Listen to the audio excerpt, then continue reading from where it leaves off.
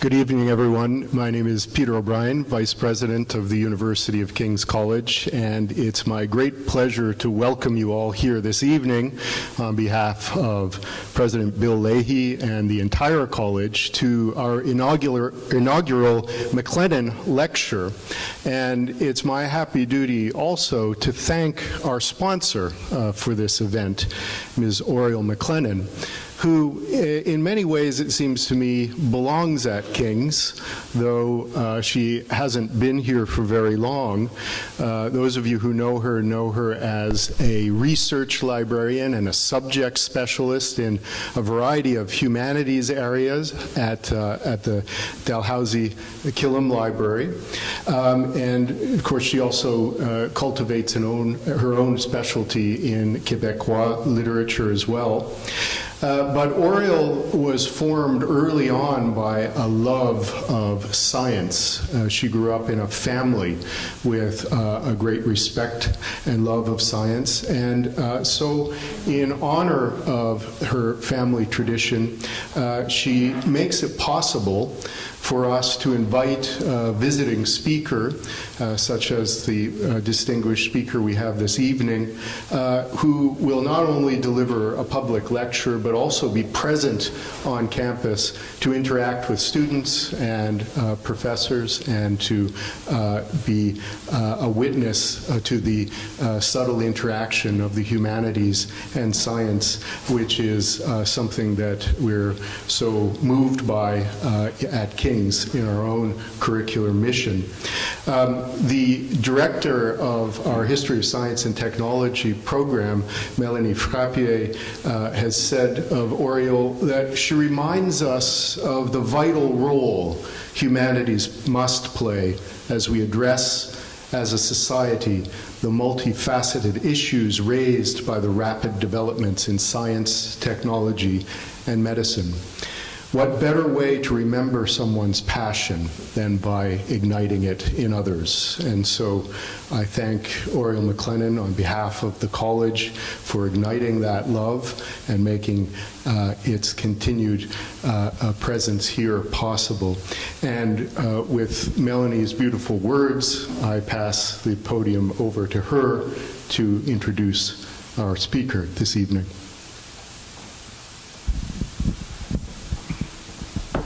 Well, I want to thank Ms. McLennan too, and we're delighted that you're here to welcome Dr. Sarakai with us tonight. He's coming from the National Institute of Advanced Studies in Bangalore, and I could tell you a lot of things. I could tell you about all the books he has written, including The Cracked Mirror. I could tell you about all the advisory boards. He's on all the prestigious series for publishing houses like the MIT Press. He's on, but I think you would remember the two things that just stuck in my mind. So the first thing is that while he is known as a philosopher of science, he actually has a PhD in particle physics.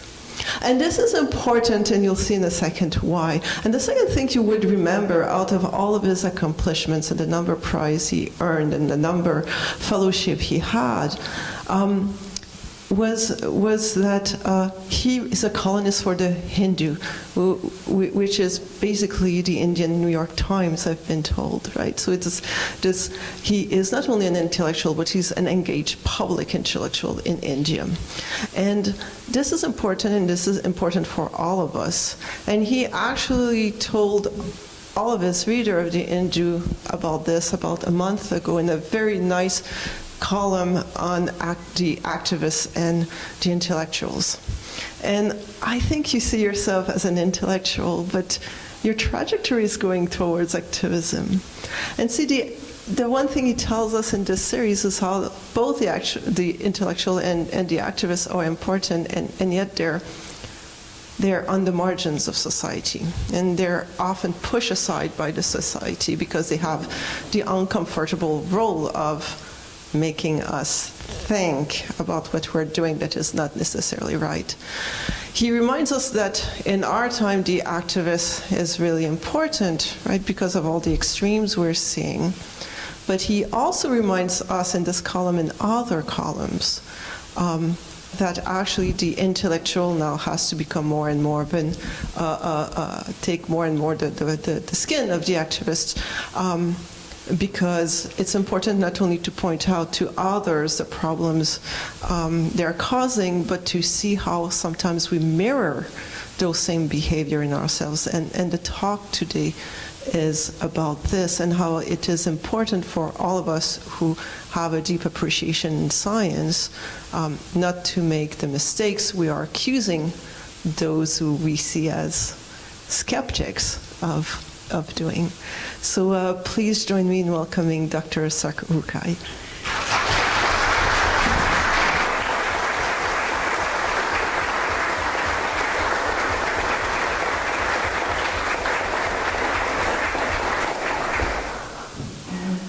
Thank you, Peter.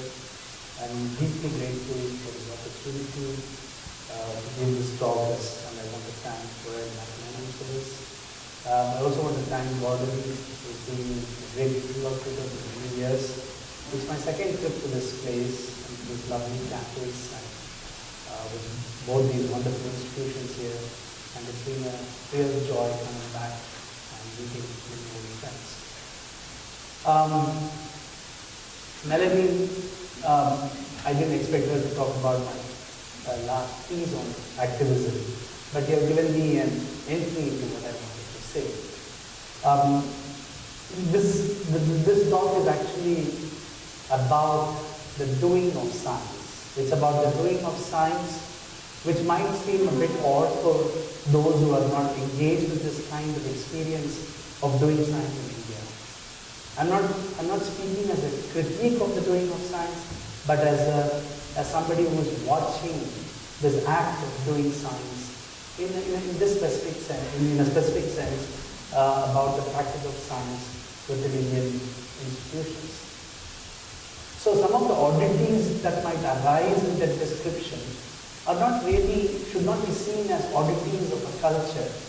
I mention this because some of the ways we perceive this scientific community can be very much odd in the way you might perceive your scientific community. But in presenting that, I'm not really making a statement about the nature of Indian scientists. I'm actually raising a larger question about the nature of global science. I'm interested in asking, what is this thing called science which seems to be globally accessible, as if it is available to us in different societies and cultures, as if it is some homogeneous term. So I want to understand this homogeneity, the possible homogeneity of science, or the breakdown of the homogeneity of science, when it gets practiced, appropriated, taken up, and engaged with in multiple ways in a place like India, and as I'm sure many of you would have experience of this, differently in different cultures and different countries. So this topic was inspired by one of the columns I wrote for the piece in the newspaper which I write, and that was catalyzed by this wonderful phenomena which happened all over the world called March for Science. I know the Canadian contingent was very strongly involved in the March for Science. There was much written about the support for March for Science from Canada. There was also an Indian March for Science. And there was something very peculiar about it. And I wrote a piece in the newspaper, the national newspaper, in a response to the perceptions of science that the scientists had when they wanted to do the March for Science in India. And that actually led to I think a major furore. It created a lot of, what shall I say, to put it politely, it caused a lot of conflict between the groups who were doing this march and those, particularly the social scientists, who demanded something more of the doing of science in India. So I'm saying this is a background to situate a way of entry into this question of what is this question of science and particularly its relationship to the larger social. And this is it's a very large question which I'm sure most of you have thought about deeply, but I'm going to focus on one particular incident which happens in the Indian context in order to formulate this problem of the rationality of the social. So just as a quick background, I'm sure most of you are well aware of this, but just a very quick background because I need to state this before we look at the Indian experience. The March for Science was obviously a very big, momentous event. On April 22nd, 2017, this year, more than 1 million marchers marched for science and over 600 plus locations. The way this is described might seem that there was huge marches happening everywhere, but it was quite uneven. And according to the organizers, the march had about 44% of the marchers had the total crowd size of about 1 to 250 people, and 35 were about 250 to 1,000 people. So in about 79% of the number of marches were not really big, but they were significant in different ways. Now I wanted to look at how did this community present its march? What was it that they thought they were doing when they were marching? What was it that they were, how does science arise through their perception in the description of the march? So the organizers, and this is from their organizers claim, the website, and they wanted to suggest that all the people who were marching for March for Science, in support of science policy, shared certain characteristics. They shared certain things which they thought was extremely important. And much of this about March for Science, as you're well aware, is has the background of Trump, and there's this conflict about funding for science, as well as claims about climate change. But you will see throughout, in almost all the websites which deal with March for Science, the repeated invocation of the need for facts and evidence and truth. So you can see that it is coming directly from a particular response to what they see as a problem with Trump. But if you want to analyze the rhetoric of what they say, then the way in which they formulate the problem of science, one, they want evidence in policy making, which is something quite commonly expected from different groups. Two, they want advancement of scientific research that improves our health, strengthens our economy, powers technological innovation, etc. They also share the need to contribute to the shared human work of better understanding of the world around us and to support a diverse and inclusive scientific community. And finally, take science from labs and scientific conferences into schools and community centers. And this is a wish list, if you like, something which seems to, for them at least, give a particular framework, a particular set of directions which defines what the march would be, at least in the American context.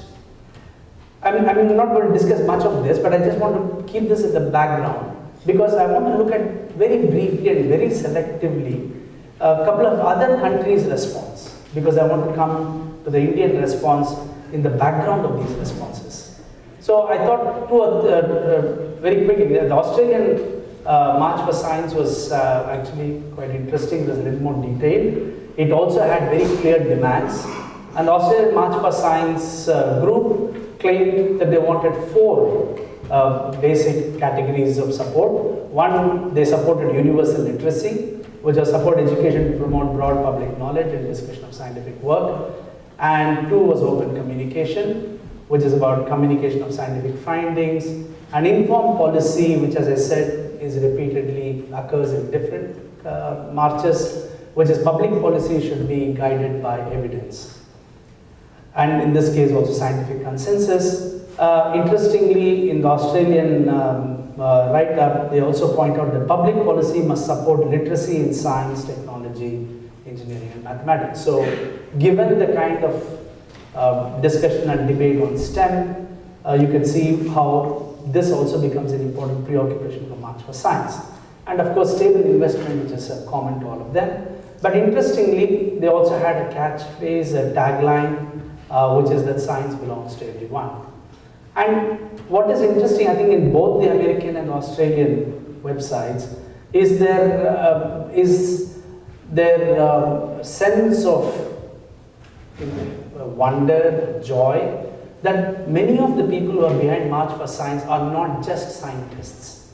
And what seemed to be important to them is that the larger public, people who were not science, were still coming out in support of science, and that to them was a very important reflection of the importance of science. And therefore this question of science belongs to everyone is rephrased in different ways in other places. And very briefly, without going too much into this, I want to suggest to you what quick responses from other science marches were. And as I said, it's very selective, and this is not supposed to be comprehensive. I just want to give an indication of the kinds of responses. Science, the journal Science actually covered this in a sense with series of reports on various marches happening in different countries. And if you distill some basic points from that, one, you will see that in Mexico, much of the discussion about the march was about corruption. And very interestingly, where students, PhD students particularly, were saying that the funding which should be coming to us for science is being lost in corruption, and therefore our March for Science is against corruption and we demand more funding. So it was a kind of a March for Science became March against corruption, if you like. In Norway, small groups, but according to the reporters there, their basic concerns seem to be about ice melting or the melting of ice there. But in many of these places, including in London, Norway, Mexico, etc., there was an overall emphasis on facts and evidence. And this point about more respect for science came from some interviews in London, the London March. And the reporter points out that there were people who were saying that we are marching for more respect for science.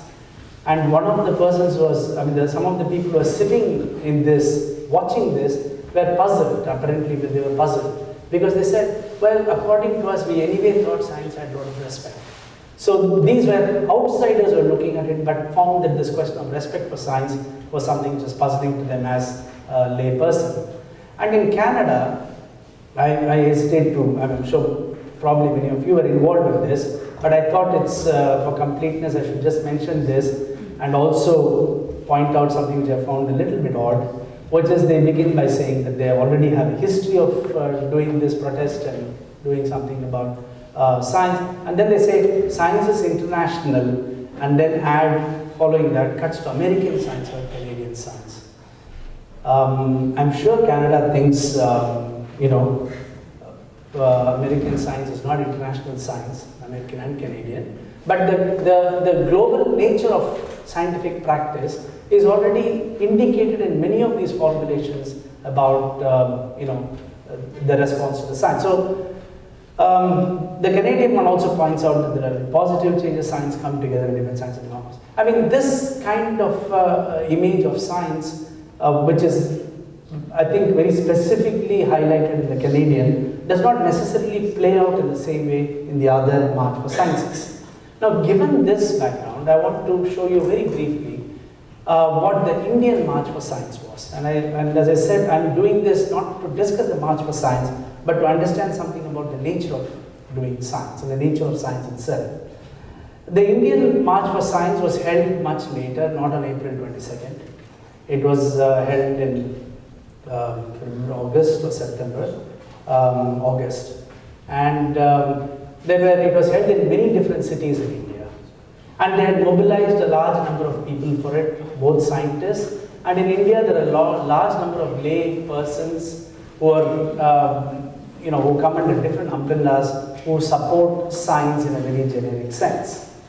And you can see the way in which the same formulation about March for Science is rewritten in the case of India. So it's a longer paragraph, but I wanted to read the full paragraph. It's just 2 or 3 lines. But it's very interesting to see how the legitimacy and the validation for the March for Science is articulated in the Indian context. It begins by saying, and this is the first declaration signed by the scientists and others who support the March for Science, and it begins by saying, on the one hand, scientists from India have played a commendable role in discovery of some science things, and in the interplanetary mission through Mangalyaan, which is the Mars mission, and in reducing foreign dependence through the development of indigenous satellite launching capability. As many of you are probably aware, the Indian Space Research Organization, ISRO, is one of the most successful science organizations across, compared to any other organization around the world. It has a very high rate of indigenous development of technologies, very low cost of launching satellites, so in a sense they are supposed to be competitors to the bigger powers in space. But after mentioning that, but on the other, science in India is facing the danger of being eclipsed by a rising wave of unscientific beliefs and religious bigotry, and scientific research is suffering serious setback. Now, for many of you who may probably be not aware of the history of the articulation of science in India, this might seem like a problem which many of the other societies may have, but who may not have articulated it in this manner. The March for Science, for example, in Australia or Canada or US, might not begin by pointing out what their scientists have accomplished and then point out that there is a problem, a particular kind of a problem of unscientific beliefs and religious bigotry. And the religion science comes, of course, in different contexts of the creationism debate and also with climate change debates in some parts. But this has got a very different way of articulation, and you will see that. The second paragraph goes, while we can justly be inspired by the great achievements in science and technology in ancient India, we see that non-scientific ideas lacking in evidence are being propagated as science by persons in high positions, fueling a confrontational chauvinism in lieu of true patriotism that we cherish. Promoting scientific bent of mind can certainly help improve the social health of our country, where incidents of witch hunting, honor killing, and mob lynching are reported regularly. Now, again, I'm sure you can see the startlingly different way in which the problem of science in connection, in relation to society is posed. One, you already have the legitimization of science by pointing out very great work done by science, Indian science, and then pointing to the prevalence of unscientific beliefs. And then the other trope which repeatedly comes in any discussion on science, which is why we can justly be inspired by the great achievements of science and technology in ancient India. Such a kind of a characteristic of science does not occur in the rhetoric of the other marches for science, for example. And why this is important is that in India, and I think definitely in some more places like India, it becomes almost impossible to talk of science without placing it within a different set of debates.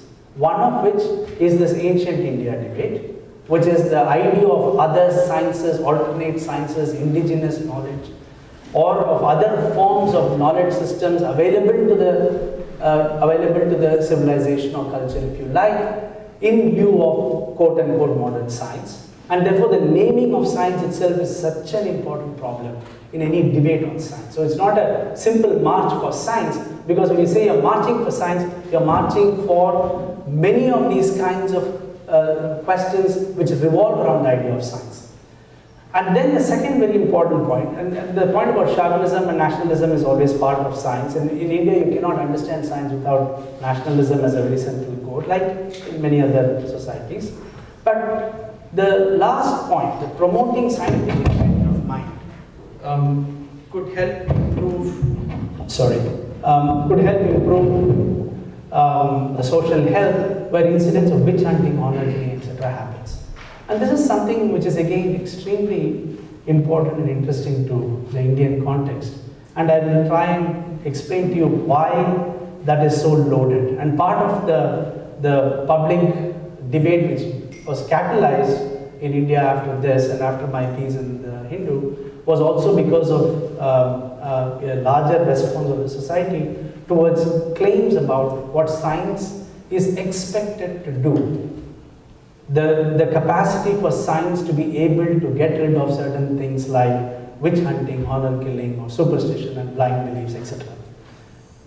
Interestingly, they compound this problem in the March for Science in India by a set of demands, which again many people found very problematical. And just, you can if I get the first part, the second point is very important, that the demand was to.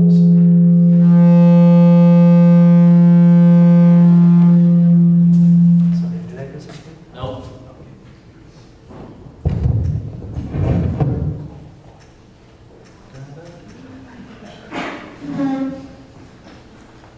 Talk amongst yourselves. Okay, yeah, I think so. Okay, the demand was stopping the propagation of unscientific, obscurantist ideas and religious intolerance and develop scientific temper in conformance with the Article 51A of the Constitution. And then ensure that the education system imparts on the ideas that are supported by scientific evidence, and then they repeat the point of the policies. The second point is actually very interesting, the Article 51A of the Indian Constitution. According to the Indian Constitution, one of the constitutional duties of every Indian citizen is to inculcate or develop what they call a scientific temper. It's one of the most unique constitutions about science, which is included in as a constitutional duty for every citizen to have something called scientific temper. And nobody knows what scientific temper is. There have been attempts to try and in the public debate on science, people invoke this all the time. You can go to a newspaper today about the cow lynching, you will read many leaders saying that what we want to do is to promote scientific temper. People will go to schools and when they are trying to promote science, they say we have to promote scientific temper. And scientific temper was specifically included in the Constitution. Definitely in this grand imagination of a modernist India, for a particular reason. The reason, the function of the idea of scientific temper is very powerfully placed against the problems of tradition. In other words, the formulation of the imagination of a modern India, based on a kind of a scientific attitude or temper which all the citizens will acquire as a duty, will be able in their eyes to be able to transcend the traditional evils of a pre-modern society. Once that is written into the Constitution, it becomes available for invocation in all kinds of domains. It can range from scientific meetings where people use this to get funds.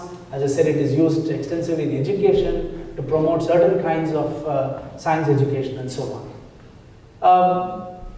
That has actually led to very important problems within the Indian context.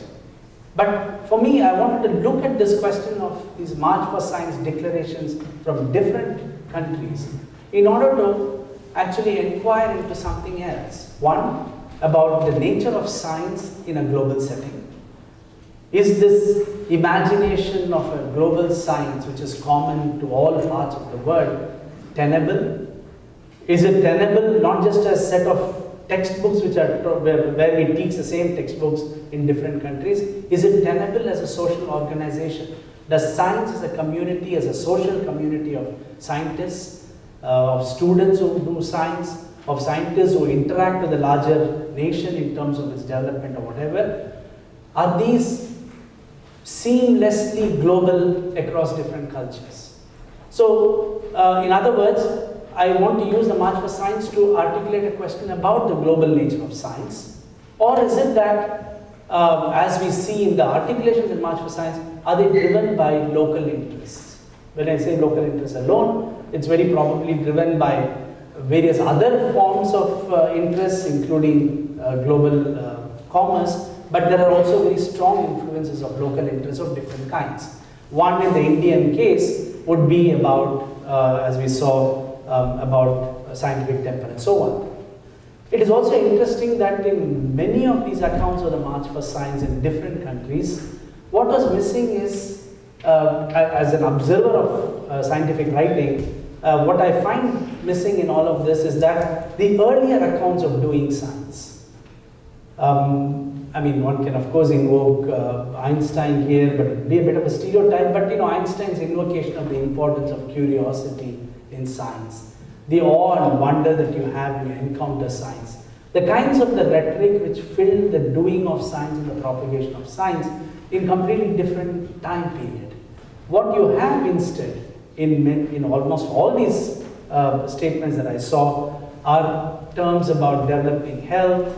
Health is very important, of course, technologies of health, development, policy making, and also, of course, witch hunting and cow lynching and so on, which, as I said, was very special for the Indian case.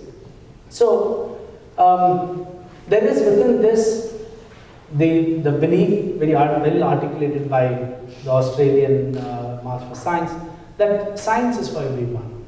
And therefore, part of the globalization of science, a part of the idea that science is available globally in a particular manner, is also captured by the idea that the science is for everyone. But what could the science for everyone mean? What could it actually stand for? What is it? Does it mean that everybody should do science? Or is it that everybody should support science? The doing of I must mention that in the Science for Everyone, that kind of an argument about a more egalitarian spirit of science is very much part of the science education debates in India for sure, and I'm sure in many other countries. And the fundamental problem in the science education that people have encountered, the fundamental problem in this, is that when people want to propagate science education for all, it often becomes a problem because not everybody in a class who does science education wants to become a scientist. And therefore, the question of what you do with science education for those in your class who may not become scientists but who want to learn science becomes even today one of the most enduring problems in science education. And there have been various attempts to try and resolve this case.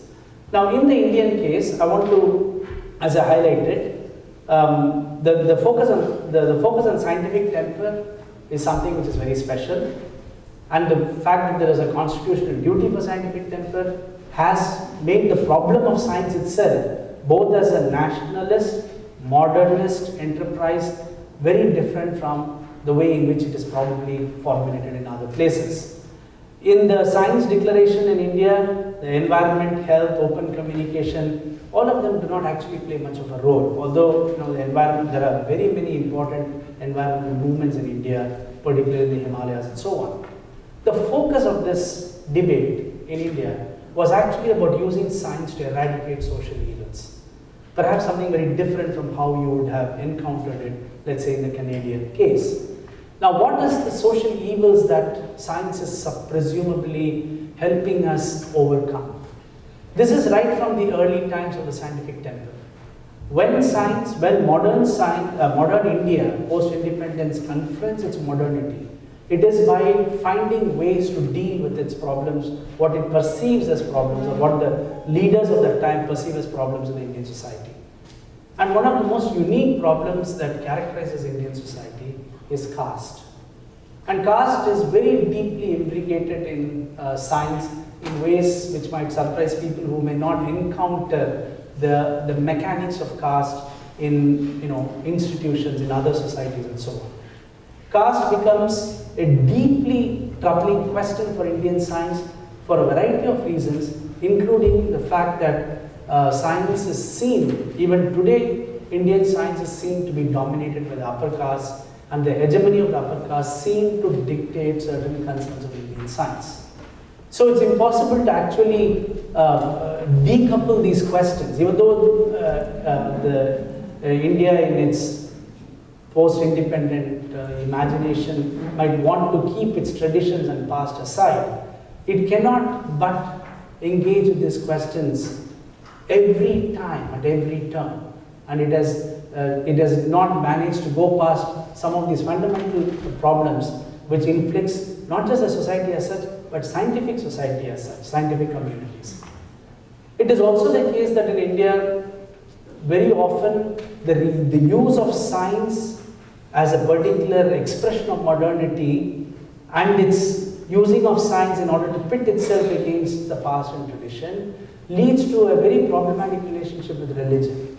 And this problematic relationship with religion is for many people a completely different borrowed debate. Now, what is the problem with using science to eradicate social evil? It is that if you are supposed to have scientific temper, okay, in a simplified version of how science is supposed to work in its social avatar, is that if you have the scientific temper and scientific attitude, you will not follow caste practices, you will not follow religious practices, you may not follow many other traditional practices which characterizes traditional societies. Which means, there's a great burden on science. I think very few would disagree that there are practices which a society should not follow, which definitely societies in India should not follow. But the question is, what is the mechanism which will allow you to engage with these particular problems of certain kinds of practices? I don't even want to call it certain kinds of traditional practices. So when science is posed in opposition to tradition, it is not really about great science, finding pure science, applied science. Those global debates play out repeatedly in India. You'll have, every few years you'll have scientists saying you're not giving enough money for pure science, or that the applied science, pure science debate is quite different because industries don't support R&D in Indian science institutions and so on. That goes on. But the more fundamental questions of the nature of science, as far as its relationship to science, society is concerned, leads to very many different kinds of questions than what the March for Science is asking in the other countries. One of the most important questions, and it is impossible to talk about science without raising this question, is this: are there other forms of science? Is it possible to understand indigenous knowledge as quote-unquote science? Is Ayurveda, which is the medical practice in India, one of the so-called indigenous medical practice in India, is it scientific or not? In other words, much of what constitutes the past, like Ayurveda is a medical practice, like almost every community. In India you have Ayush, which is Ayurveda, Yoga, Unani, etc. Different, for lack of a better word, I'm calling it indigenous practices of medicine, systems of knowledge about medicine, which millions of people go and use even today. Many of us who are part of the so-called modern world, still I go to Ayurvedic practitioners when I want to go to a doctor. But the great fight within the Indian medical system between Ayurveda and what we call as allopathic medicine, very quaintly, it is sometimes in some places still called English medicine, although it is a dominant medicine, medical system now. That the greatest tussle between these two lies in the claim to the idea of science. So allopathic medicine is often referred to as science, evidence-based medical science, and there's a great resistance by the practitioners of this system to call Ayurveda as a science.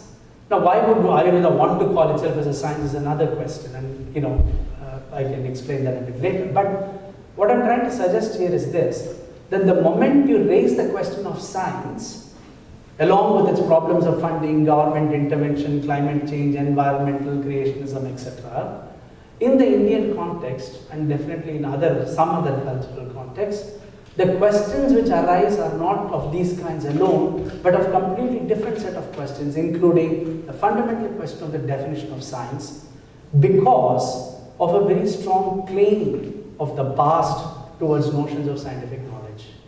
And therefore, we are put in this very odd situation where science is supposed to have inaugurated a modernity post-independence, but it has to do it by a particular kind of opposition to tradition, which means everyday practices of billion people.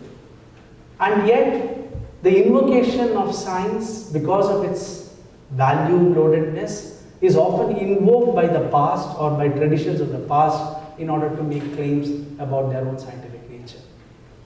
And that has led to a very deep fission. In fact, the real points of contention in this kind of a debate is really a set of very different questions which we have to confront repeatedly. What really is science? Is there a uniform and evidence-based idea of scientific method and scientific temper, and of nature of evidence itself? It's interesting, of course, that much of the questions which many of the March for Science, in the descriptions, they invoke the idea of evidence, the importance of evidence for policy making and so on. Where do you get a meaningful universal idea of evidence which is available to all these constituents?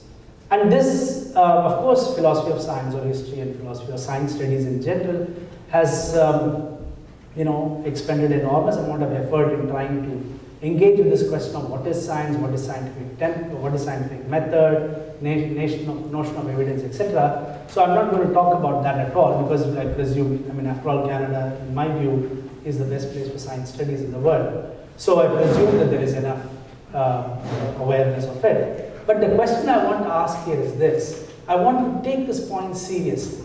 The point that there is something about a scientific attitude that is important for society. And I'm interested in inquiring into this as a social scientist who wants to know, granted that there is something about science, whether you call it scientific temper like the Indian Constitution does, or call it scientific method or scientific attitude or whatever, granted that there is something like that, then what is the possible way we can understand how it can operate within the larger understanding of the social world? What is it about this scientific attitude or scientific temper which, if it goes to non-scientific laypersons, will enable them to say, I will no longer follow caste practices, or I will no longer follow religion, or so, whatever. Whatever that they think it's going to do. In other words, I think what is interesting for a social scientist is to actually ask the question of models of scientific attitude and temper becoming part of the lay person. I'm using it in a very loose sense, a capacity to engage with what is seen as social evils of different kind. The problem, of course, is that most people do not think many of these are social evils. Caste practices has been one of the most difficult practices to eradicate from Indian practices for a variety of reasons. There are many caste practices which people would say is not bad. There are many caste practices which are inhuman. But how does a society as such, which is already immersed in a set of practices called caste practices, suddenly acquire the capacity to be able to reject them based on the taking over of a particular kind of a scientific attitude? What is it that you are actually asking of science when you are asking it to do this? So that's why I say this is really not about, it's really about the nature of science and the power, the capacity of science to operate in a social setting. But then, this has been a central problem throughout in India, and it's impossible to escape this problem. Suppose we assume that this is correct, that this is a model we are willing to work with. Then the question, if you ask, if this is so possible, then who are the people who have this scientific temper? Where are the examples of this invocation of having scientific temper in order to be able to operate upon the world? And therefore, the first simplest example, if at all anybody has scientific temper, it will have to be scientists, if not all scientists, at least some scientists. And therefore, the question of scientific temper in India have often been posed back to the scientists in very, very different ways. To give an example of your capacity to do what you say you do, can we at least see this happening among the scientific community which holds this particular position? And this particular question about the capacity of scientists to have scientific temper in their dealing with the social world, not in their dealing with their scientific work, has led to a large number of paradoxes within the Indian situation. And the paradoxes range from many, right from their scientists' immersion in religious practices and caste practices, to scientific temper being converted to ordinary temper in faculty meetings and hiring policies. There is really, in a sense, the point about scientific temper as belonging to a specific set of people who do science is the point of contention, one of the very important point of contentions. So when I ask this question, can science do this job? What we're asking is, Are you asking too much of science in wanting it, other than discovering the secrets of the world and physics and mathematics and biology, to also add this problem of social change and somehow to have the capacity to make very important, very radical social changes possible? And therefore the question which became part of the debate after the March for Science was, how can people help people get rid of superstitions, and can science help people live a happy life if that is the goal? That is just one example of the set of questions you can ask for science. When you ask, what is it that you want science to be able to do in terms of social expectations? What should scientific attitude, practice of science be able to do in terms of individual lives, in terms of social life? And as I said, for many of you, this may seem very odd question to pose to science. But as I said, I'm using this in the context of the Indian case in order to point out something very, very interesting about what happened historically within India.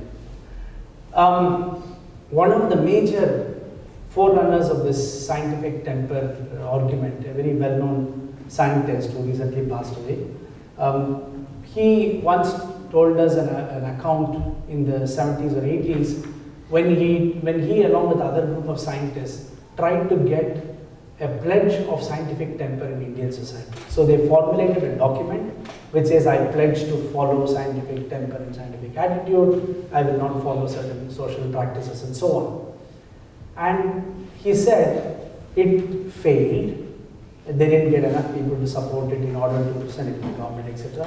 And he said the reason it failed was that it was because the scientists refused to sign it. The reason it failed was not because they didn't have a larger number of people in the so-called lay community to support it. The scientific community did not feel that it wanted to support a document of scientific temper which invoked the question of science to change various social practices.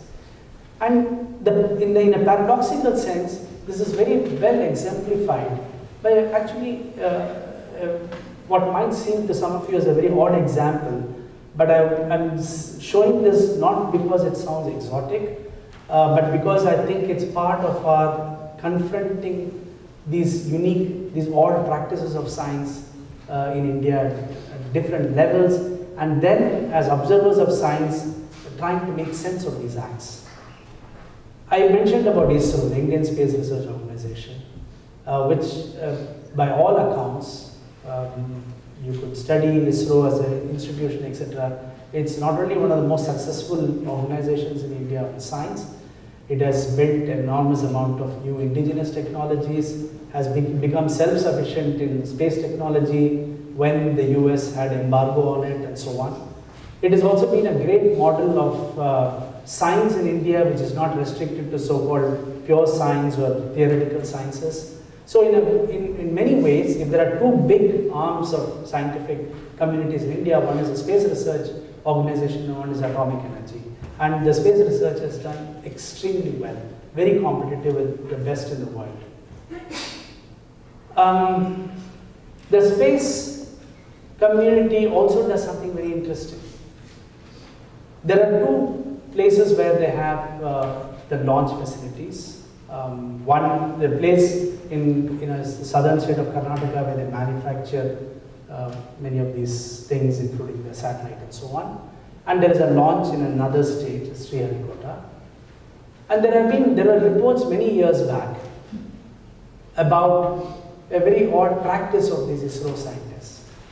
Apparently, many of the scientists in the place where they manufacture these satellites and so on used to take a model of that satellite to a very famous temple close by. And they would offer prayers or puja to this model of the temples by the scientists. And we had also heard of reports, because Sriharikota is near Hinduism's most famous temple, the Tirupati temple. We had heard of reports earlier that the scientists from Sriharikota would take a model of a rocket before launch or satellite or whatever they think they should take. They take it to the temple and offer prayers to it. Now, we had reports on this. I had talked to some ISRO scientists, and very often when they think you're asking them for finding out things which they may not want you to know, they would say, no, we don't know, some people might do it, we are not doing it, etc. But a couple of years back, the chairman of the Indian Space Research Organization, Professor Radhakrishnan, went to the Tirupati temple. As the chairman, it's one of the most powerful scientific organizations, you should remember. And also these are people who are very closely tied to the political powers, because these are the people in the security of India and so on, committees in India. He goes to this temple and does a puja for a model of a rocket they were going to send. Now, unfortunately, that photo was taken, I think, and this is not really about him, but I'm just wanting to point out that it was not seen in the social domain as a very problematic fact, except for a few groups which wrote against this, that the chairman of the Space Research Organization goes to the most famous temple in India and does prayers with his scientists before the launch, after having established some of the best record in scientific expertise and launches in their organization. Now, very interestingly, the science community, of course, will say something here and there, but not, they don't say too much about it. There is another community which in India which speaks for science, and they made a great fuss. But because they're such a small community, nobody really cares about them. And these are called the rationalists.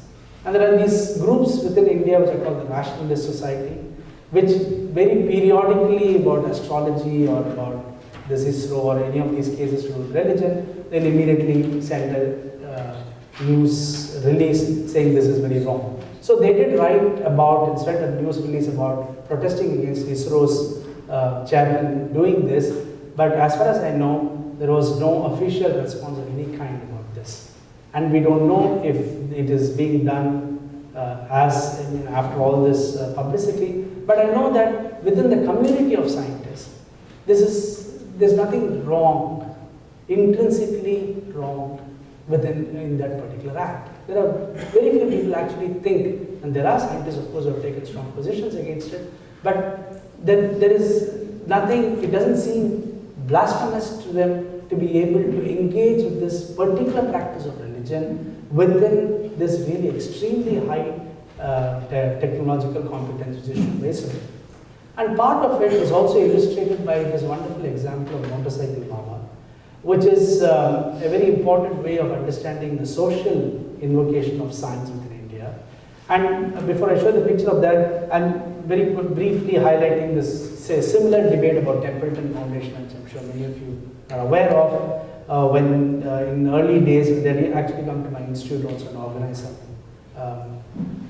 conferences before we really knew what they were up to. At that time they had got, their aim was to get major scientists to sign a document saying either they believe in God or they think religious practices are okay. So the use of the scientific community within these practices of religion. Now in the case, the Motorcycle Baba is a very interesting example. It's again seems very odd and culturally exotic, but it's actually a kind of a practice about the way in which a society engages with products of science, in this case a technological product of a motorcycle. This motorcycle which you see here is actually a god, and what you see, all these things are worship performed to the motorcycle. And apparently this motorcycle god, instead of pouring petrol, they pour alcohol for some odd reason. There are a lot of stories around the powers of this and how it came to be seen as a divine entity and so on. If you think that this is something very odd which some villagers in Rajasthan are doing, then all you have to do is to look at this picture. This is a picture of a lab in India's most important science institute, the Indian Institute of Science. It's a picture taken by one of my colleagues, Rani Thomas, who teaches sociology at Delhi, who as an anthropologist studied scientific institutions, and he went to the Indian Institute of Science and did field work there. as an anthropologist, studying religious practices of the scientists at the Indian Institute of Science. And there is one particular practice which is endemic to all the institutes. You know, my own institutes, in my own institute they do it. Once a year they will offer worship to machines. It comes from it's a very different kind of practice. As anthropologists, one can look into it and make sense of what is happening there. But what is interesting is that even in a place like the Indian Institute of Science, which is India's top ranked and I think on par with some of the best in the world, you would still have a practice of looking at these machines in ways which could be seen very alien to many of you. Not in terms of there are no specific religiosities there. These are symbolic ritual practices of offering flowers or maybe camphor flame or putting some things on them as forms of engagement with these technologies. So there are many different ways of reading this, but the Motorcycle Baba is not too far away removed from our science institutions too. Motorcycle Baba is about a place which is in the public domain, in which people go and offer prayers, etc. So what does all this tell us about making sense of the way science engages with the social? So I'm giving these examples, as I said, one can look at it from different perspectives, from anthropology, from sociology, and so on. I'm looking at it in order to make sense of one particular aspect of the engagement of science with the idea of the social. And by posing just a very different set of questions to how we can engage with this question of the social. Now, when those who think that science can do the job of social emancipation of different kinds, eradicating social evils of different kinds, when they ask us to have the scientific temper and scientific attitude, have notions of evidence in our human interactions, in day-to-day interactions with other people and so on, what exactly are they asking us to do? One, you could say that what we are asking them to do is to deal with our life like we deal with science. And this is what science studies and social history, philosophy, and sociology of science has expended enormous amount of effort trying to understand what is this dealing within science? What do you actually do in science? How do scientists do science? How do they prove something? How do they discover something? And so on. Now, how does such set of practices get converted to dealing with humans and others in the larger social domain? How do I deal with my friend like I would deal with a particular scientific question? I mean, this is something which I'm sure all of you are well aware. These are one of the central questions in right from the early philosophy of social science, when people brought the question of science into the social science and asked, what is it about science that can illuminate the understanding of the social world, which might draw upon the practices of natural science? But there is another way of looking at it, which I think is probably more useful, at least definitely as exemplified in practices of science in India and perhaps some other places. Or do we deal with our life as we deal with science? Or is it that we deal with science the way we deal with life? And that it changes the way we look at the relationship between science and society, and the way in which scientific processes of whatever, attitudes and scientific temper, attitude, etc., can meaningfully engage with specific set of social problems. What does it actually mean to deal with science the way we deal with the social? Or the way we deal with life? And there are many different ways in which you can make sense of this. One of the ways which I think best explains the particular processes that we see in the Indian context actually are illustrative not of blind beliefs, people having no rationality and so on, but it actually illustrates something a little more complex about the nature of science's relationship with society. And that is this constant socialization of science which happens within the larger society. And what do I mean by that?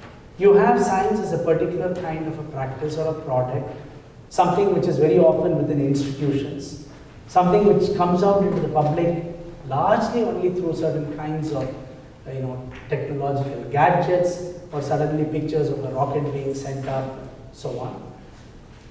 How does that penetrate into the society? One of the ways in which the very possibility of science entering into an encounter in the social world, the larger society if you like, is through this process of the socialization of science. But the process of the socialization of science is extremely complex because science is not available as a coherent, homogeneous entity which then gets socialized within the social world of relationships. And what the mechanism by which the socialization of science happens, which means the mechanism by which science gets taken up into our life and we deal with science as we deal with questions of life, happens through a very simple process of meaning making, the social meaning making, which is inherent within our practices, within social practices.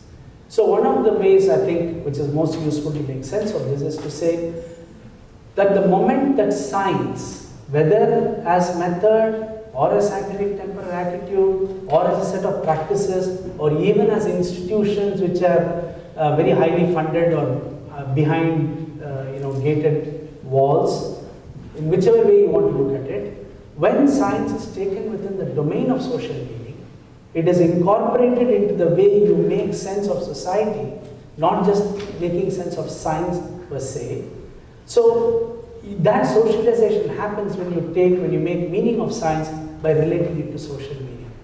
And the way you relate it to social meaning is to always invoke that world of social meaning that characterizes social relationships and social action. And among that are the questions of the past, of tradition, of religion, and of the narratives of being social, among various other things. So what I'm trying to suggest here is that much of the confusions in engaging with technology, whether it's of the space scientists or whether it's of people on the streets or somebody going to the motorcycle park, is very often because of a very imperfect, maybe an imperfect, without putting value judgment on it, by making a very different form of meaning making of the commodities of science. It could be the practices of science, it could be ideas, as you said, of scientific temper and so on, within a social domain. How do you understand them? How do I socially make meaning of these practices within a group of people who are not all scientists? And there are, although places like India have today, it's very ironic that today the highest number of science and technologists in the world are actually from India and China, among the top 3 or top 4 or whatever. So if you look at the number of scientists and technocrats in the world today, if India and China, you put them together, not just that they are 1/3 or 1/4 of the population, they are also among the highest of the scientific manpower.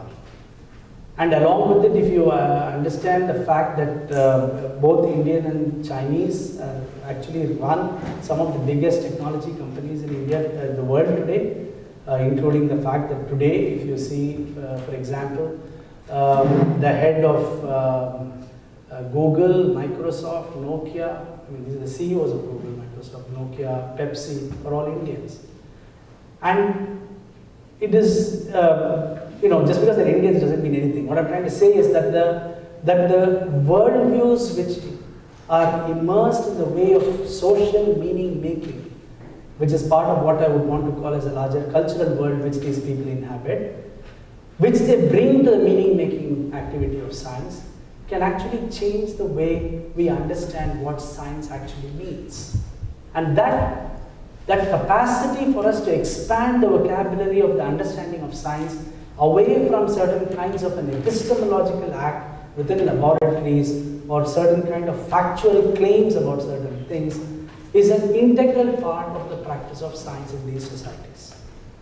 And therefore, the presencing of them within religion is not, for example, when people find this kind of questions of religion within, let's say, ISRO or other places, the first response is, science and religion are very different, how come this is happening, this is, etc., etc.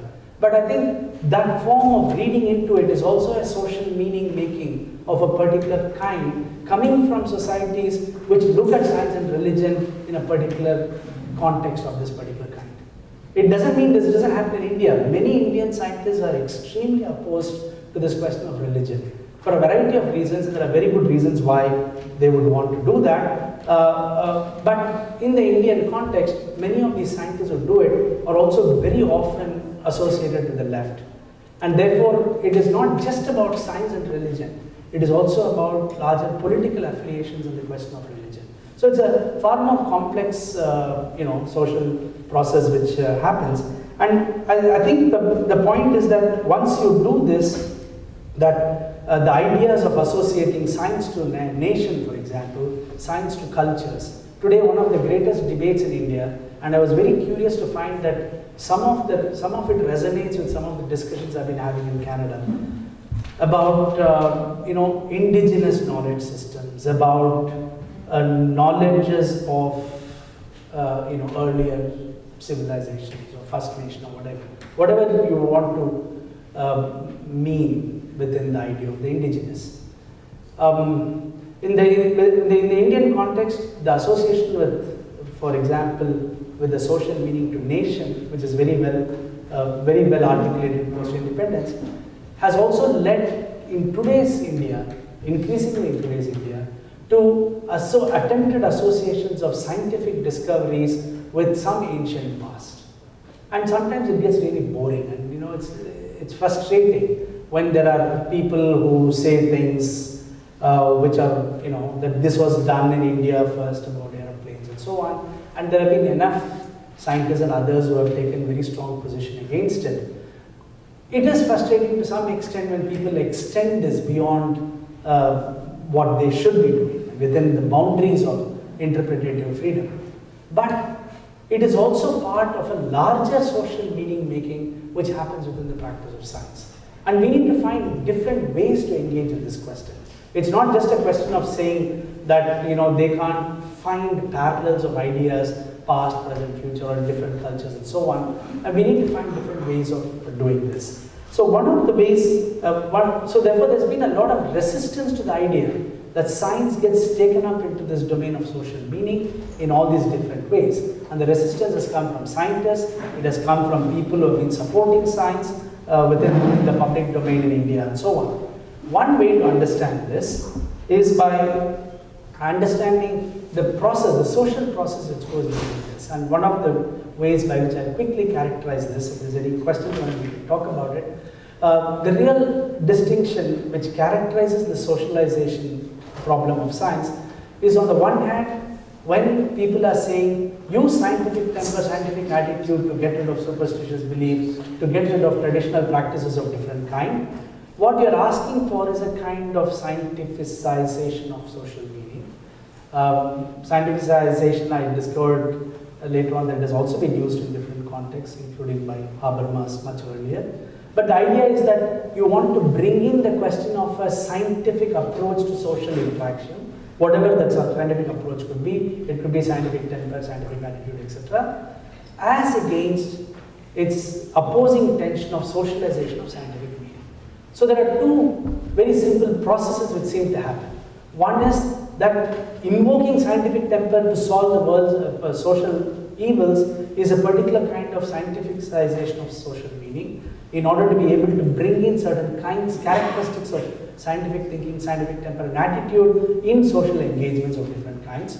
Or what the opponents are doing, people who have been critical of this particular project that we're doing, is to ask for the socialization of scientific meaning, removing the question of scientific meaning away from the domain of just scientific communities in very restricted ways.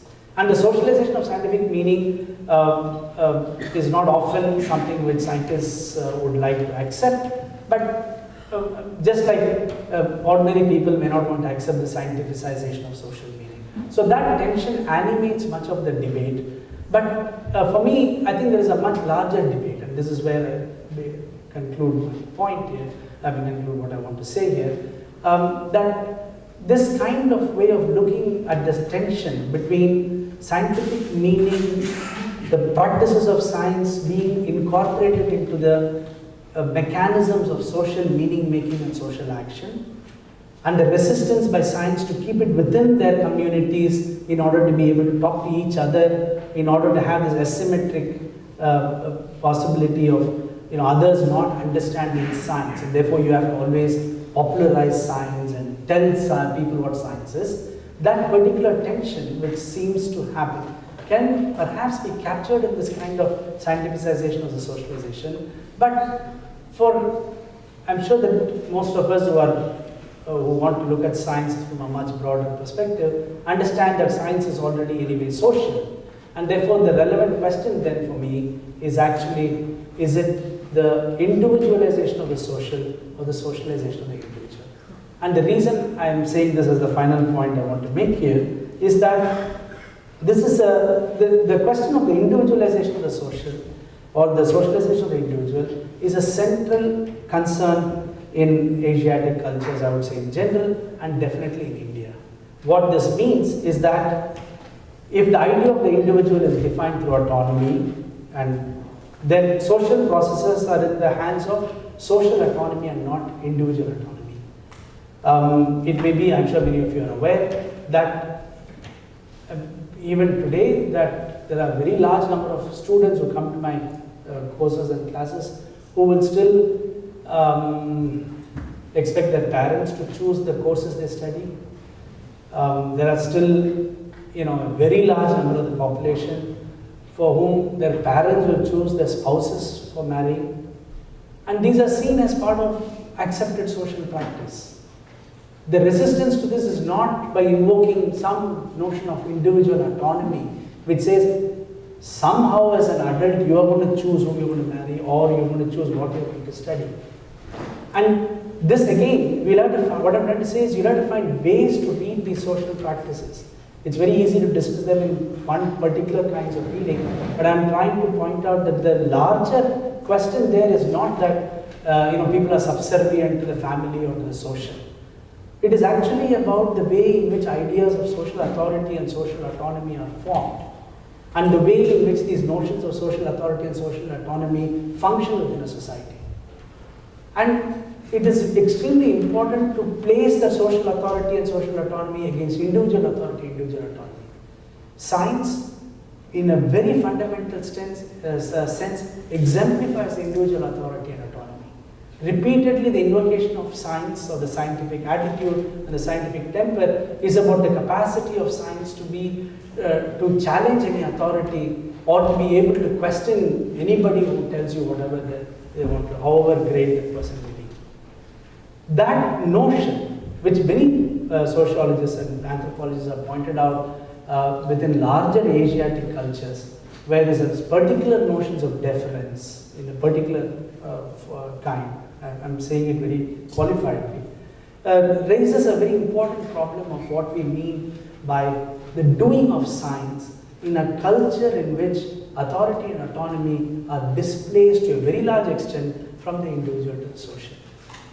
And part of our social meaning making of science can be understood if you understand that this fundamental problem of social authority and social autonomy functions, it gets translated into the very many different ways by which we make meaning of the sciences in its interaction with the social.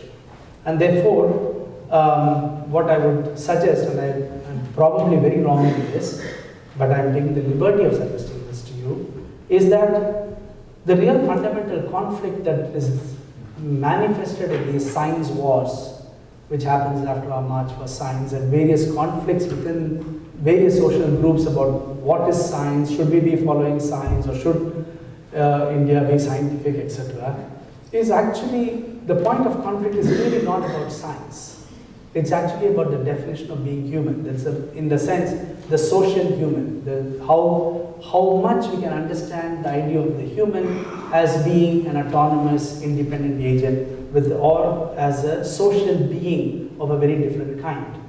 It is really not as much about science or even anti-science. It may sound like science and anti-science, especially when it invokes images of religion and cultural practices and so on. But it is really much less about science and anti-science as it is about our vision of the future, as it is about vision of what a particular community or society or people want to imagine their future to be like.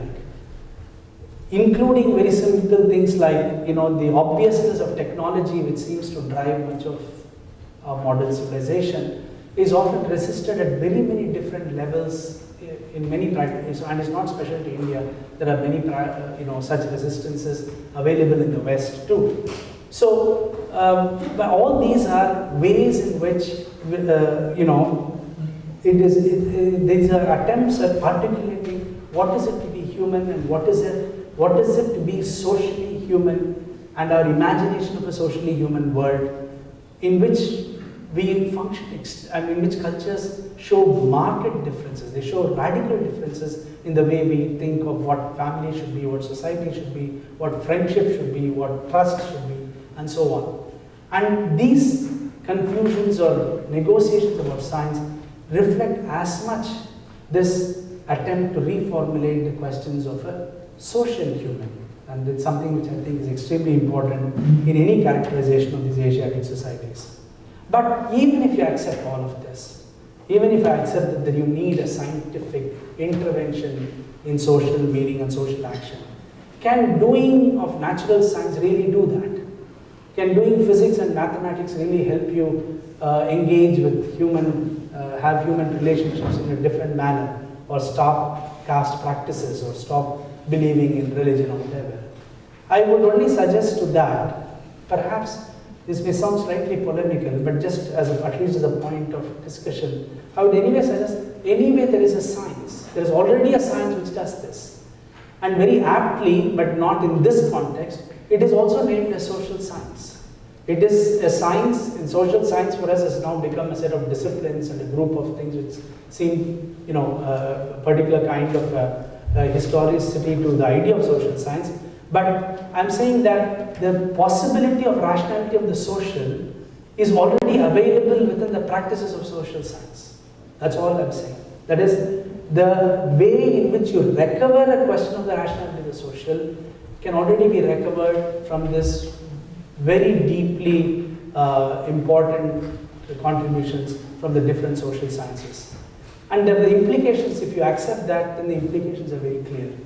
That for this march for science, and perhaps we don't need to distinguish as much social science and natural science, this is something which I'm sure a lot of science studies people, HPS people have been saying for a very long time, that if it is for natural science, for any claims of notions of scientific method, scientific temper, to make meaningful interaction with the social world in terms of many of the claims of science's engagement with the social, it is first of all necessary for natural science to understand itself through social science. And that is being done, the job is being done.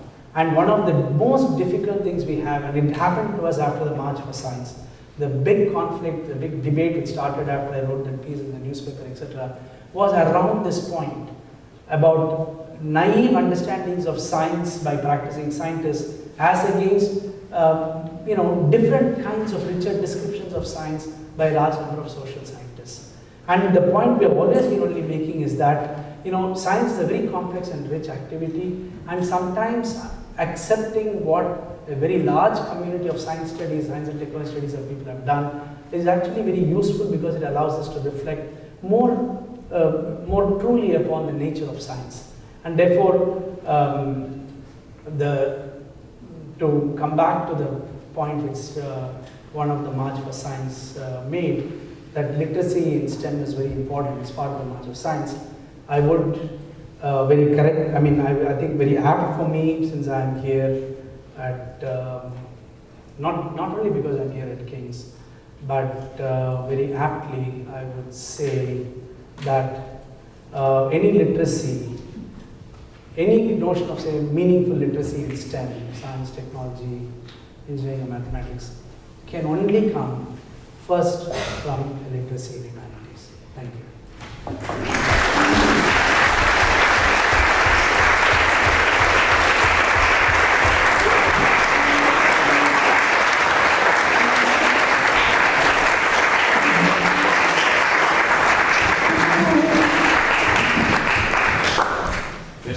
microphone here, but I have a big mouth.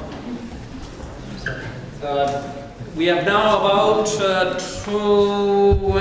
19 minutes for questions, and we'll entertain ones. They only have to speak loud because I think the microphone here will pick it up on for the live stream. There's a live stream going out internationally. Nuala Polo is taking questions and will flow them to me from the international viewers online. But let's start with some questions in the audience. And there's one right up here. Really loud, please, since we don't have a mic. Hi there, I'm Russell from St. Mary's University. I'm a philosophy student. And as I understand, the purpose of this event is simply to advocate that social issues ought to be given rational consideration. So I'm wondering, why is it the case then that such an event is needed to understand that? Were scientists and students, of science being forced to treat nonsense as profundity? That's my question. Can you repeat that, please? Sorry, I could hear you. I'm wondering if why it's the case that we need to have a presentation here to understand why it is that social issues ought to be given rational consideration. It seems fairly obvious to me. Isn't that the point of saying that literacy in humanities is required for any meaningful literacy in the STEMs? Well, I don't really fully get your point, but what I'm trying to say is that this is addressed to the larger debate among the other scientists, and the larger debate between the scientists and the non-scientists about how science works within the social. And this is a point which we have been saying in a lot of places. We have not been successful in many places. So I'm just restating what perhaps will be very obvious to many of us. But it's also equally not obvious to a very large population of our societies. I have one other question regarding the idea that the sociality of humans being really the point. I was kind of wondering what was meant by saying that it's necessary for natural science to be understood through the social science, because when I think about science, I think that science would sort of dictate that we're all just unique individual human specimens anyway, right? If I was to look at us under the microscope. The sociality of science is actually, as I'm sure you're aware, there's a long literature in it, and there's a long debate about the nature of sociality of science. One of the reasons why it is important to bring the sociality of science to the foreground in order to engage with it is because the scientific community very often creates ideal pictures of science in order to define the practice of science. Very often, they would say, this is how science functions in terms of falsification or verification or some kind of a logical method. But what science studies has been showing for decades now, maybe more, is the complex nature of the doing of science, the legitimization of scientific truths, the essential link between scientific epistemology, the knowledge creation of science, and the institutional and political structures of science. Now, to get scientists to acknowledge the fact that the doing of natural science is as much a social phenomena has been very difficult across the world. You would see this even in the March for Science, not about the Indian case alone. In many of the March for Science, when people are saying something about the nature of science, they are actually very cartoon pictures of what science really is. And therefore, I think this bringing to the obvious sociality of science is actually to alert them to the fact, that allows us a way to engage with them more meaningfully. Because there is no longer the possibility for science to escape its responsibility by saying it's really not, we don't do the bomb, the politicians drop the bomb. So we need to be able, that's an extreme example, but I'm saying that's true in the environment issues and so on. We need to be able to say, well, if science is actually processed through the understanding of social science and you understand natural science, it is in that conjunction that a very meaningful engagement in science and society is possible. This is just a hypothesis. Yeah. Okay, hold on. Wait. Other questions? Students first, and then professors in. I can actually bring this up because I understand from our video people that the online people can't hear.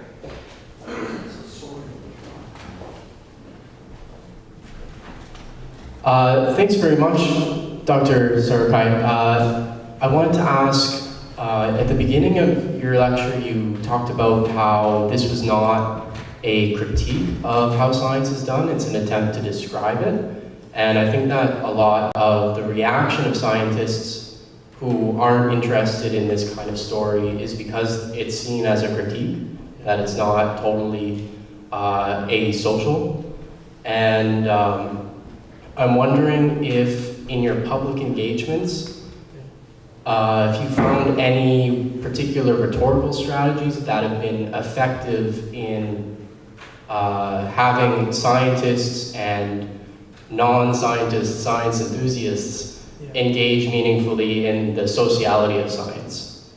Yeah, that's a very important question, and I think, it has been very difficult because, as many commentators have pointed out, not just in the case of India, but even in the US and Europe, that a criticism of some aspect of science is often seen as a critique of science. It's very difficult for you to disagree with certain aspects of science without being called as somebody who is against science. So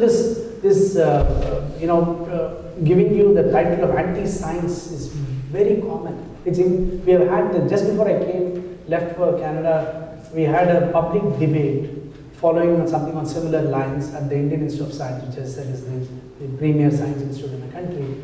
And the previous directors of science, the Indian Institute of Science were there, and a couple of us from sociology and philosophy were there. And it is really actually quite impossible to sit in that room of so many very well-meaning scientists, many of whom internally are able to talk about the criticism. It's rather they see you that you're from another discipline or outside science, then your capacity to say something about it is not seen as anti-critical.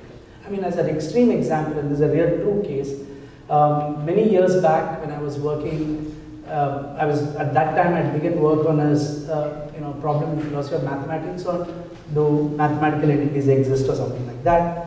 And one of the scientists whom I knew, who was very open about philosophy of science, asked me what I was working on. And I said, I was trying to explain to him why this problem is very interesting.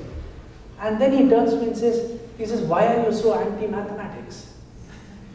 And it had nothing to do with mathematics. I was telling him about a particular question, which philosophers have been asking, what is the status of mathematics today. So, if you ask me strategies, I think I have failed. I think I have found it extremely difficult. I mean, we are part of my institute, National Institute of Advanced Studies, is part of this Indian Institute of Science campus, and we set up humanities thinking that we will have debate and dialogue. Bangalore has some of the best science institutes in the world, I think. It's just been impossible. I don't know, I mean,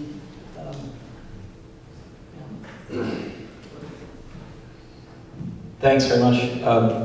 Just an observation that may or may not be of interest or use to you in thinking about this, but it occurs to me that one way to think in the particularly Canadian context about let's say the blending or the co-identification of the social and the natural sciences here, is that in the way in which, in our relation to Aboriginal communities, and in thinking through at the policy and at the application level of the parallel status of traditional ecological knowledge, say, and environmental sciences theory that I know more about, that parallel is very valuable to both sides in many ways, even though there are, of course, attempts on the part of let's say the Western techno-scientific managerial classes to absorb. But nevertheless, there's a lot of value to maintaining this. And the distinctness of those two traditions is very much identified, at least on the side of the traditional ecological knowledge, as a way of life that is embedded in their social realities, right? And that's precisely distinguished from what is seen as a problem about science in its reductionist, in its, that it's only now understanding that management, for example, must be ecological, ecosystem-based, rather than looking at the impact on one species as though a single species of fish exists in isolation from the rest of the community.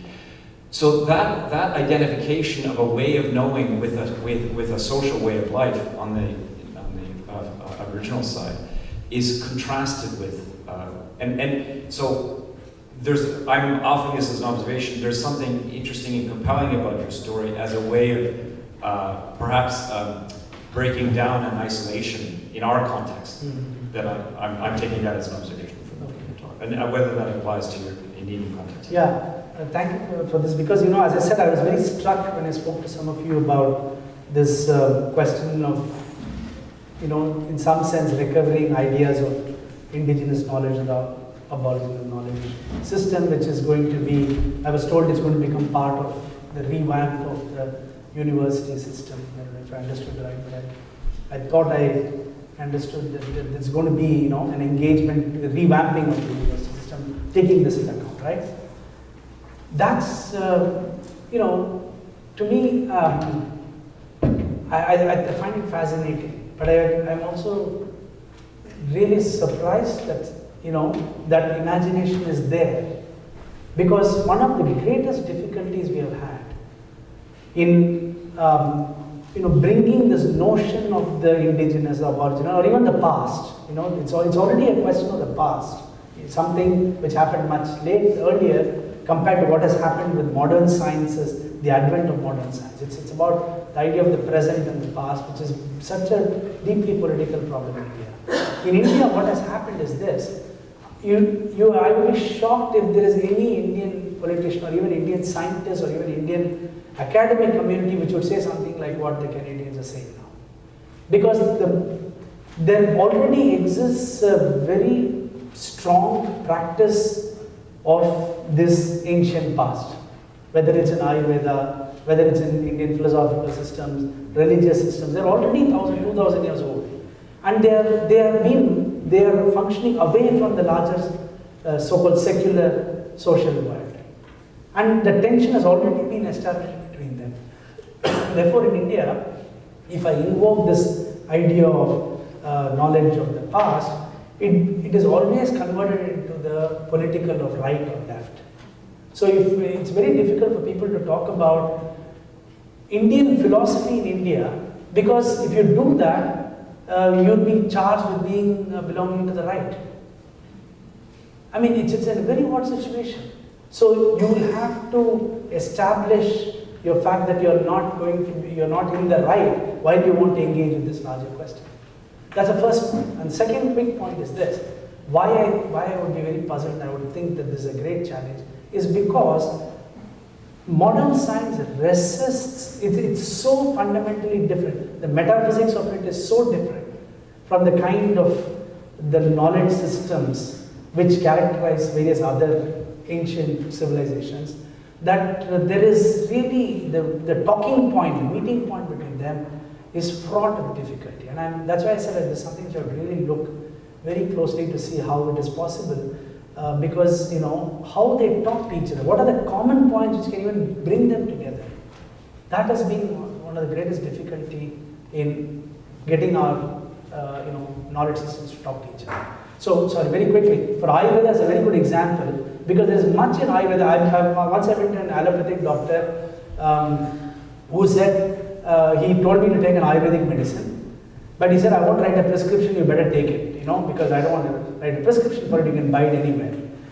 The problem is that they know the efficacy of Ayurveda, but they're theoretically, in their metaphysical worldviews, they just cannot find a way to match them. So you'll have to act like I don't know how to bring these two together. That's really the great challenge.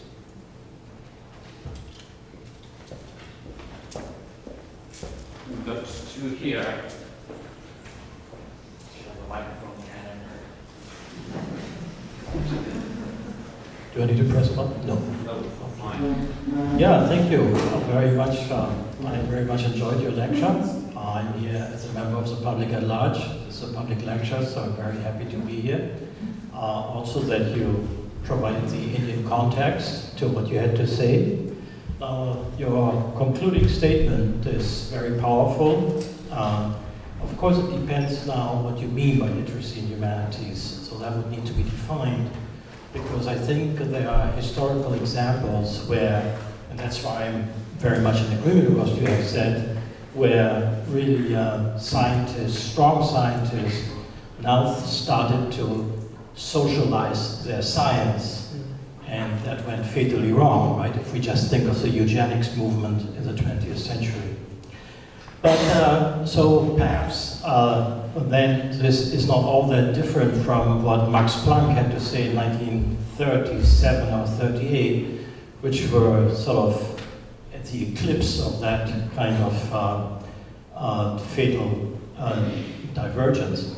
When he said in a public lecture also that religion and science actually go hand in hand. It is religion that fights agnosticism and superstition. You emphasized a lot that we need to fight superstition, and it's the role of science to fight dogmatism and skepticism. But beyond that, my question to you really is, and let me give you an example. A few months ago, in August, we had here at Dalhousie campus, there was a summit of what is called the Canada Research Chairs in Excellence, or Excellent Research Chairs. And I took my 19-year-old daughter with me, and it became very quickly clear to her that this was very impressive research, from researching the stars to advancing medical technology and everything, but it was all very capital intensive. So, and you mentioned as a success of scientific success for India, the launching of a satellite.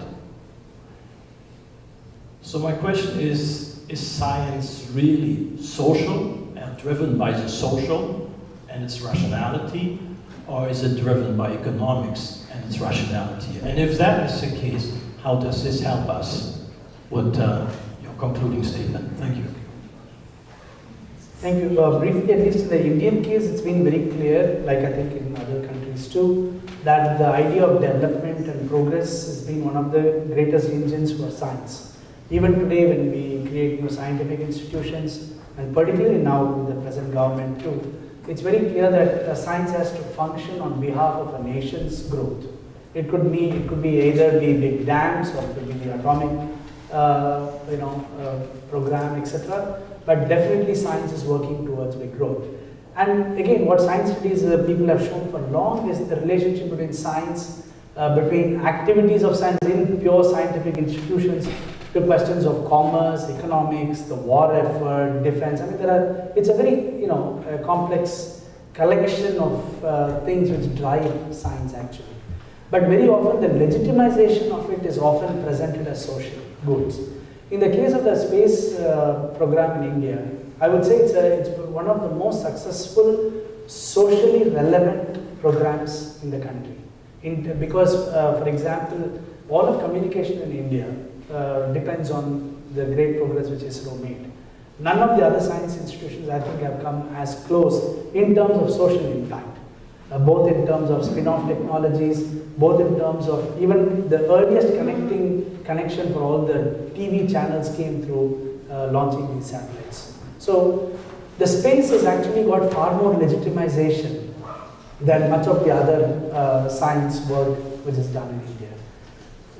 So I would say that it is capital intensive, and today's a lot of science which is driven actually by private corporates and corporate interests. That has also become extremely central, and one of the best examples of that is the pharmaceutical industry, which some of the pharmaceutical industries have bigger budgets, I think, than some nations too. I mean, it's a very large kind of a conglomeration which drives so-called science. And that's why I find interesting in the Science for March that none of the earlier notions of science as finding the truth of the world, this beauty, that awe, this curiosity, that language was completely missing. And I think that's an important indicator to the changing nature of global science.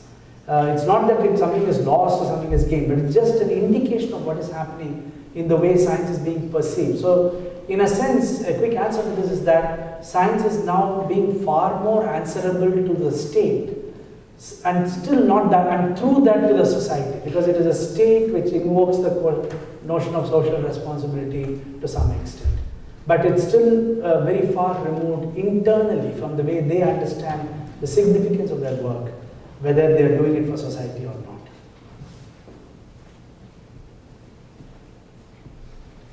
Any more? I'll see.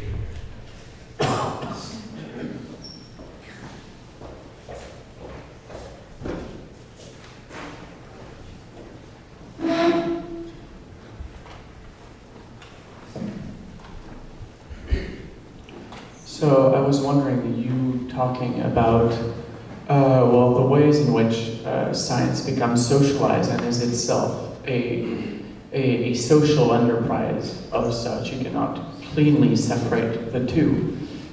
And I was wondering then, because you speak, for instance, of the meaningful literacy in STEM that requires, in a certain sense, the humanities. And so I was wondering, to what extent then can humanities disciplines, like for instance philosophy, beyond a simple literacy or social awareness, can actually have true epistemological signification for the enterprise of science? And to what extent is this socialization of science not just a way in which the meaning we attribute to it changes, but the way in which it fundamentally builds its knowledge changes as well, and to what extent, in that sense, is the social truly capable of transforming the knowledge of science rather than simply perhaps its more superficial meanings? Okay, that's a really difficult question, and it's been a difficult question within the field itself of science studies. It's also an approach which is very often taken by scientists, because when you really press them and say, look, science is a social commodity, it is created as a part of the social processes of various kinds, and you cannot afford to be independent of that. And then the response is exactly the question which you are raising. How significant is this impact of the social on the epistemological domain of science? So the first part here is to reduce the significant aspect of science into its epistemology, right? Now, some might dispute that and say epistemology cannot be completely removed from the practice of science. Although you might just solve an equation and get a particular answer to it, and you think we have done some new knowledge within sciences, the very material practice and the social conditions for somebody to be able to solve that problem is already socialized in a very important sense. And therefore, that the kind of knowledge which you are producing is also mediated through the social. I mean, I'm just giving a kind of an example, and we'll have to work out the details of it. So, for example, some might say, for example, in the Indian context, which is a unique problem of caste, there have been very strong criticisms of Indian science that they have been largely dominated with the upper caste. And till a few years back, I think a very large number of population, even today I think the numbers are completely skewed, with a very small number of the upper caste holding dominant positions in Indian science institutes. Would that have somehow influenced the kind of science which is done in India? If science is reduced to just individual competence, in individual brilliance, or how you solve some mathematical equation, or do a particular experiment, it might seem it doesn't matter. But if the worldviews of the people is linked to the capacity, the intellectual, cognitive capacities of individuals, then it definitely suggests that if Indian science had been more egalitarian and had been distributed across the social sector in far more democratic manner, the kind of science, epistemological production of science within India would have been significantly different. I think it's possible to make that case. And it is possible to make that case once we recognize that my capacity to solve a particular equation that I do, it may be a product of just my cognitive capacity, but is already a product of a particular kind of a social historicity and training that I've had. Once we bring that into the domain, I think it's very possible and to imagine science even in its epistemological domain. So first is reducing it epistemology would be a problem, but even if we do it, I believe that it is still possible to show with very many case studies as it has happened in various historical contexts that this indeed does happen. Best example has been about from the feminist epistemology arguments. And very often in feminist epistemology, when we used to talk to scientists about it, their first response is, oh, if a woman had done physics, would she have discovered a different Newton's law of gravitation? You know, law of gravitation is still there, I'm not able to ask her whatever, right? So would the woman have done it differently? Now the point is, it takes a lot of time for us to tell us that's a wrong question to ask actually. And how to formulate the question of feminist epistemology itself. So I think, yes, if this is opened up in an ideal way, which I think a lot of science studies has done, significant part of science can be shown to be influenced by the social. We're almost done. If there's one last question, stick in there. I think I would debate it out very first between all three. So the last comment from our speaker probably should be negotiation. Hi. Early in the lecture, when you were doing some of your opening statements and questions, you brought up the concept of a global science in regards to the March for Science and how that manifested differently in different case studies, Australia, Norway, Mexico. And then you discussed further on about the intersections between nationalism and science and different manifestations and views of science in different countries, regions, and nations. And I was wondering if you had any thoughts on, let me rephrase, social environments are very different regionally, whether that be different religions or different countries or governments, or how those different social situations manifest differently globally. So I was wondering if you had any thoughts on how science, whether that be more of a nationalistic science or the global science, can engage with these different regional social environments. Thank you. Again, an extremely complex problem of trying to articulate what a global science actually could be. For a lot of, if you reduce science to an epistemological enterprise, the previous question, we were discussing the previous question, then science seems to be obviously global, which is, I remember when I did physics in one of the so-called good institutes in India, the physics texts which we did for studying classical mechanics or quantum mechanics were the same as it was when I came to the US to continue my studies. So it would actually transfer credits. I didn't have to redo those courses because everything was the same. Same books we use, same text, and across India, if you go, now it's across disciplines, whether it's engineering or medical sciences or sciences. So there's a kind of a globalization of science which seems to have very easily been done through this kind of entry into content.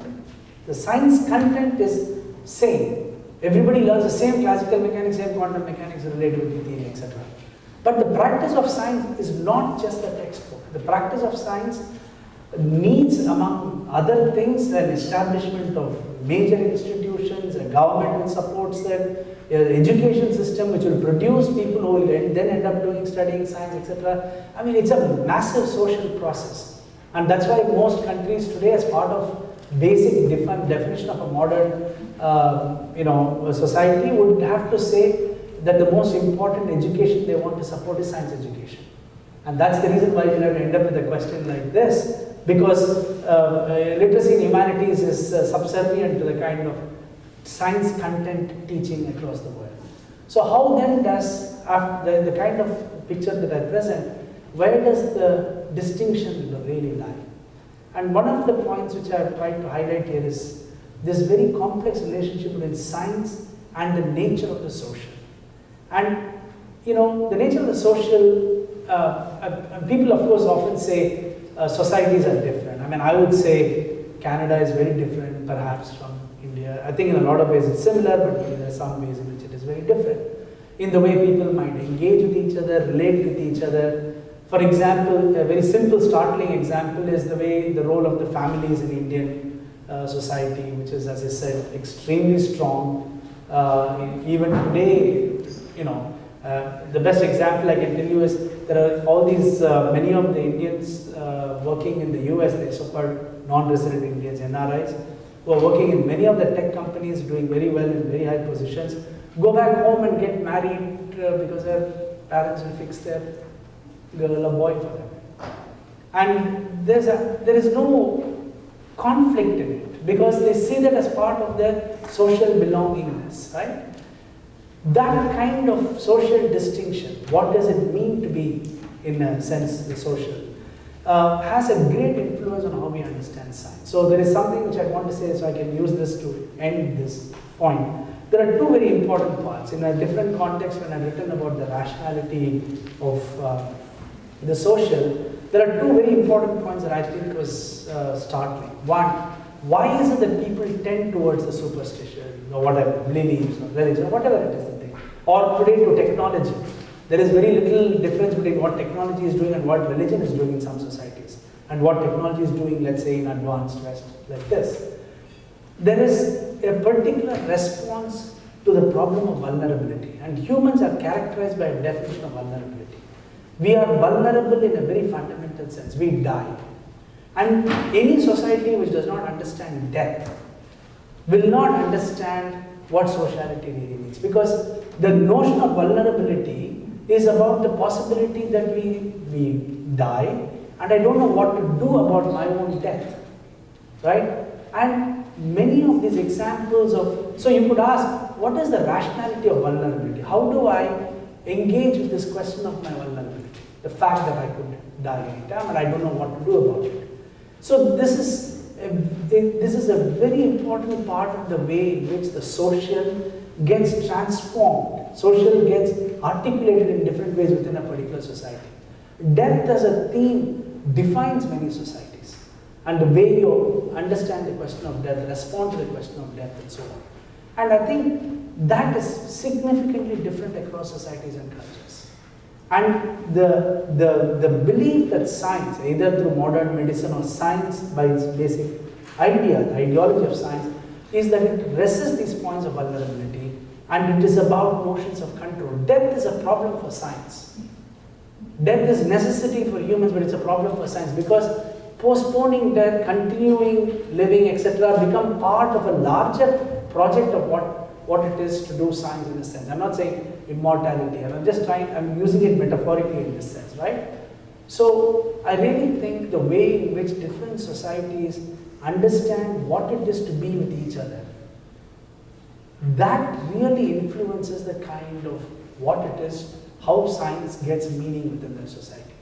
Being with each other is not knowing each other. Knowing and being in that sense are fundamentally different. I can just sit with somebody for 3 days and I enjoy that person's company without even knowing minimal things about that person. The rationality of science is the rationality of knowing. And we do not have, the rationality of the social is the rationality of being. We know what it is to be with each other and learn to revel and live with it. And these are very different notions of rationality. So I think it raises, very different ways of looking at how the function of science is, and therefore its implications are different kinds of socials. Great. Is there any other? Okay, thank you very much. I want to thank King's College, of course, and Melody Frappier and Ariel McLennan for putting this together. Duan Paula, who has done our Keeping Online, and of course the Spider video, and Sundar Sarakai, of course, for being our visiting lecturer here for 2 weeks at King's College. Thank you very much. Thank you.